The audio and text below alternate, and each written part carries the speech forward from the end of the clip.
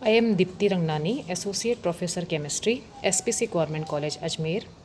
I welcome you all in Gyan Ganga program 2021. In this program, I will demonstrate to you the practical of physical chemistry, and the object of this practical is to determine the strength of unknown HCl solution conductometrically by using standard NaOH solution.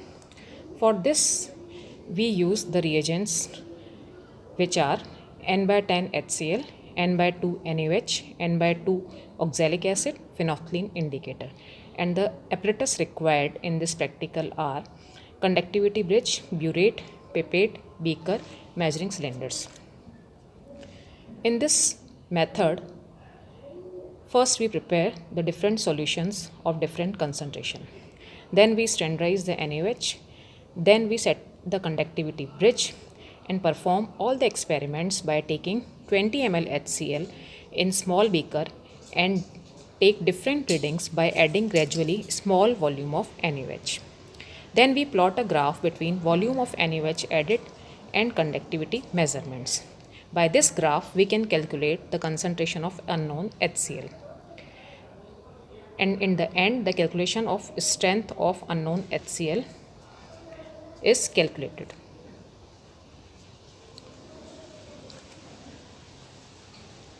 In this graph, we will see that in x-axis we plot volume of alkali and at y-axis we plot conductance. As soon as the volume of alkali increases, the conductance will decreases according to the line AB. After some time, at the minimum conductance, the conductance increases rapidly with the increase of volume of alkali. Now we calculate the strength of unknown HCl. The formula we will use is N1V1 is equals to N2V2. N1V1 is for HCl and N2V2 is for NaOH. We should calculate the normality of HCl. So N1 into 20, because we are taking the volume of NaOH, volume of HCl is 20 ml, is equals to 0.5 into 4.2. 4.2 is the volume of NaOH at equivalent point. In this graph, the equivalent point is the mid of AB and CD. Now, strength of HCl in gram per liter is equals to normality of HCl into equivalent weight of HCl. So, the normality obtained is 0.5 into 4.2 into 0.05 into 36.5 gram per liter. 36.5 is the equivalent weight of HCl. Now, this practical is demonstrated in the lab. को lab में करने के लिए सबसे पहले हम जो reagent use कर रहे हैं NaOH, वो AR ग्रेड का होना चाहिए. उसके अलावा कंसनट्रेट HCl यूज़ कर रहे हैं. NaOH की पैलेट्स लेकर के हम, चूँकि NaOH का मोलिकुलर वेट 40 होता है, उसके अकॉर्डिंग कैलकुलेट करके हम NaOH का स्टैंडर्ड सॉल्यूशन तैयार करेंगे. और हमें पता है कि NaOH प्राइमरी स्टैंडर्ड नहीं होता है, इसलिए हमें इसका स्टैंडर्डाइजेशन करना जरूरी होता है. इसके स्टैंडर्डाइजेशन के लिए हम अगेन ऑक्सैलिक एसिड का स्टैंडर्ड सॉल्यूशन बनाएंगे और ऑक्सैलिक एसिड और NaOH की वॉल्यूमेट्रिक टाइट्रेशन करके फिनॉल्फ्थलीन इंडिकेटर के द्वारा एंड पॉइंट निकाल के हम NaOH को स्टैंडर्डाइज करेंगे. फिर इस स्टैंडर्डाइज किया हुआ NaOH जो है वो हमें ब्यूरेट में भरना है, जैसा कि हम इसमें भर चुके हैं, और 0 तक सेट करना है. फिर हम HCl जो कि अननोन ले रहे हैं, यहाँ हम सुविधा के लिए N/10 HCl प्रिपेयर करेंगे. उस HCl के लिए कंसनट्रेट HCl यूज़ कर रहे हैं. कंसनट्रेट HCl की जो नॉर्मेलिटी है वो 8N होती है. N1V1 इक्वल टू N2V2 फॉर्मूले से हम N/10 HCl बनाएंगे 8N के द्वारा, जैसा कि हमने N/10 HCl 250 ml में इस प्रकार बनाया हुआ है. NaOH हमने ब्यूरेट में लिया है. HCl 20 ml हम एक छोटे से बीकर में ले लेंगे. इन केमिकल्स के बाद हम कंडक्टिविटी मीटर की वर्किंग पढ़ेंगे. कंडक्टिविटी मीटर जैसे कि यहाँ दिखाया गया है, इसमें सबसे पहले हम इस टेम्परेचर नॉब को सेट करते हैं. टेम्परेचर नॉब को हम 18 डिग्री सेंटीग्रेड पर सेट कर रहे हैं, जैसा कि इसमें दिखाया गया है। उसके बाद टेम्परेचर नॉब के बाद यहाँ पर कंडक्टिविटी की नॉब्स हैं और एक सेल कांस्टेंट की नॉब है। टेम्परेचर सेट करने के बाद हम सेल कांस्टेंट सेट करने के लिए इस नॉब को प्रेस करेंगे। इस नॉब को प्रेस करने के बाद जैसा कि इस सेल कांस्टेंट पर लिखा हुआ है 0.907, तो ये 0.907 हम इस नॉब को एडजस्ट करके 0.907 यहाँ पर सेल कांस्टेंट सेट करेंगे। अब जिस भी सॉल्यूशन की कंडक्टिविटी हमें लेनी है उसके लिए हम इन नॉब्स को प्रेस कर सकते हैं। जैसा कि अभी हमें 20 ml जो HCl हमने लिया है उसकी कंडक्टिविटी लेनी है, तो हम इस कंडक्टिविटी सेल को इसमें इस तरीके से डिप कर सकते हैं। डिप करने के बाद हम इन नॉब्स की सहायता से ये देखेंगे कि किस नॉब पर इस सॉल्यूशन की हमें कंडक्टिविटी वैल्यू प्राप्त हो रही है। यहाँ पर हम फर्स्ट नॉब को प्रेस कर रहे हैं, यहाँ पर कंडक्टिविटी नहीं आ रही है, सेकेंड नॉब पर भी नहीं आ रही है, थर्ड नॉब पर कंडक्टिविटी को ये शो कर रहा है। इसमें जो फर्स्ट नॉब है उस पर लिखा है 100 म्यू। 100 म्यू मीन्स 100 इंटू 10⁻⁻⁶ मोह। कंडक्टिविटी की यूनिट मोह होती है।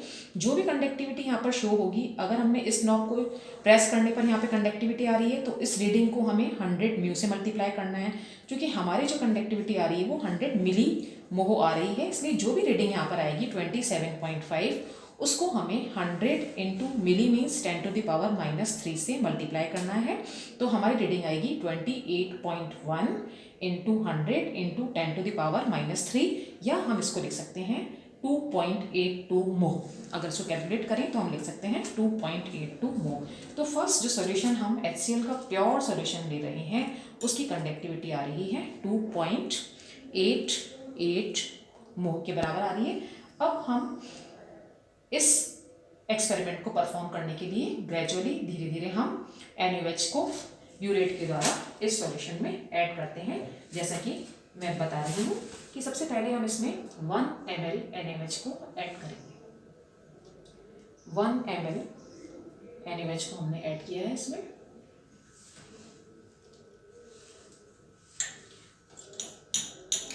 हम देख रहे हैं कि जो कंडक्टिविटी है वो धीरे धीरे कम हो रही है। इसका कारण क्या है कि सबसे पहले बीकर में HCl प्योर HCl था, इसकी जो कंडक्टिविटी है वो H आयंस की मूवमेंट के कारण आ रही थी।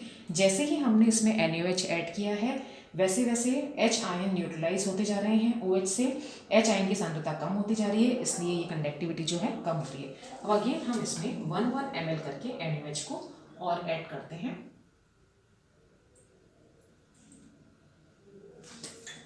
हम देख रहे हैं कि 1 ml NaOH हम ऐड कर रहे हैं और कंडक्टिविटी धीरे धीरे इस विलयन की कम होती जा रही है, क्योंकि H आयन की कंसंट्रेशन कम हो रही है OH आयन के न्यूट्रलाइजेशन के कारण। धीरे धीरे हम इसमें 1 ml करके और ऐड करेंगे। हम देख रहे हैं कि कंडक्टिविटी लगातार इसमें कम होती जा रही है, जो कि हमें दिखाई दे रही है। अब चूँकि एक ऐसा पॉइंट प्राप्त होगा हमें, जैसे जैसे हम NaOH ऐड करते जाएंगे वैसे वैसे हमें एक ऐसा पॉइंट प्राप्त होगा जिसके कारण कंडक्टिविटी दोबारा बढ़ती जाएगी। जैसे कि अब हम देख रहे हैं कि कंडक्टिविटी जो है अगेन इंक्रीज होती जाएगी। इसका कारण क्या है कि सबसे पहले जो कंडक्टिविटी आ रही है वो प्योर HCl के कारण आ रही है। धीरे धीरे जैसे जैसे हम NaOH ऐड करते जा रहे हैं वो H आयन OH आयन से न्यूट्रलाइज हो रहे हैं, जिससे कंडक्टिविटी कम हो रही है। एक पॉइंट ऐसा आता है जहाँ पर मिनिमम कंडक्टिविटी प्राप्त हो रही है, उसके बाद अगेन NaOH को ऐड करने पर कंडक्टिविटी जो है वो इंक्रीज हो रही है। क्यों? क्योंकि सारे H आयन न्यूट्रलाइज हो रहे हैं OH के कारण।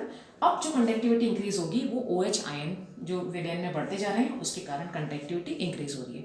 तो इस तरह से जो हमने ग्राफ दिखाया था आपको पावर पॉइंट प्रेजेंटेशन में, तो उसमें 2 लाइंस प्राप्त हो रही हैं और दोनों लाइंस के पॉइंट ऑफ इंटरसेक्शन जो है उसको हम इस टाइट्रेशन का एंड पॉइंट मान रहे हैं। और उस पॉइंट ऑफ इंटरसेक्शन के बाद उस पॉइंट ऑफ इंटरसेक्शन को हम लेकर के N1V1 = N2V2 के द्वारा HCl की नॉर्मेलिटी ज्ञात कर सकते हैं। और उस नॉर्मेलिटी को अगर हम 36.5 जो कि HCl का मॉलिकुलर वेट होता है उससे मल्टीप्लाई करें तो अननोन HCl की हम स्ट्रेंथ ज्ञात कर सकते हैं। तो अभी मैंने सुविधा के लिए n/10 HCl लिया है, लेकिन एग्जाम्स में हम स्टूडेंट्स को HCl हम खुद बना के देते हैं। NaOH वो अपनी सुविधा अनुसार बनाते हैं, उसके साथ में उसके स्टैंडर्डाइजेशन के लिए ऑक्जेलिक एसिड प्रिपेयर करते हैं। ऑक्जेलिक एसिड और NaOH को टाइट्रेशन करके पहले NaOH को स्टैंडर्डाइज करते हैं। इस प्रैक्टिकल में एक्यूरेट रीडिंग लेने के लिए हम रफ एक टाइट्रेशन भी कर सकते हैं। जो स्टूडेंट्स हैं वो रफ टाइट्रेशन भी कर सकते हैं कि जो HCl हमने उनको दिया है उसकी वो पहले वॉल्यूमेट्रिक एनालिसिस के द्वारा रफ एंड पॉइंट ज्ञात कर सकते हैं। NaOH और HCl का जो रफ एंड पॉइंट है उसके द्वारा हम ये डिसाइड कर सकते हैं कि 20 ml HCl के लिए हमें जो NaOH ग्रेजुअली ऐड करना है वो कितने कितने इंटरवल्स पर ऐड करना है। तो अगर वो रीडिंग वॉल्यूमेट्रिकली कम प्राप्त हो रही है तो हम 0.5 करके NaOH ऐड कर सकते हैं, और अगर वो रीडिंग ज़्यादा प्राप्त हो रही है तो 1 ml करके हम उस एंड पॉइंट को एक्यूरेटली कंडक्टिविटी मेजरमेंट के द्वारा ज्ञात कर सकते हैं।